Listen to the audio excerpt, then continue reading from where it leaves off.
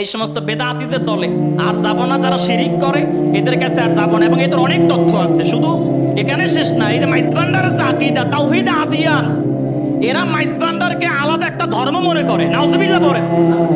এবং এদের বেলায়েতে মুতলাকা যে কিতাবটা আছে, এই কিতাবের মধ্যে আছে যে আদম আলাইহিস সালাতু ওয়াসসালামকে নাকি আল্লাহ রাব্বুল আলামিন ক্ষমা করছিল মাইজবান্ডারি পীরের উসিলায়। সূরা দোহার 4 নম্বর আয়াতে নাকি মাইজবান্ডারের পীরের নাম আছে। শুধু এখানে শেষ না, সূরা আনামের 33 নম্বর আয়াতে নাকি মাইজবান্ডারের পীরের আগামনী বার্তা আল্লাহ বলছে। তো এই সমস্ত শিরকিয়াত সম্পর্কে যখন জানছি, আর থাকা যায়, কোটি টাকা দিলেও আমার আর রাখতে পারে নাই। আমি চলে আসছি, আপনারা দোয়া করবেন।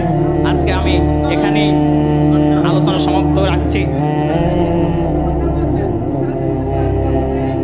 জি জি অবশ্যই অবশ্যই, জি জি অবশ্যই অবশ্যই, জি অবশ্যই।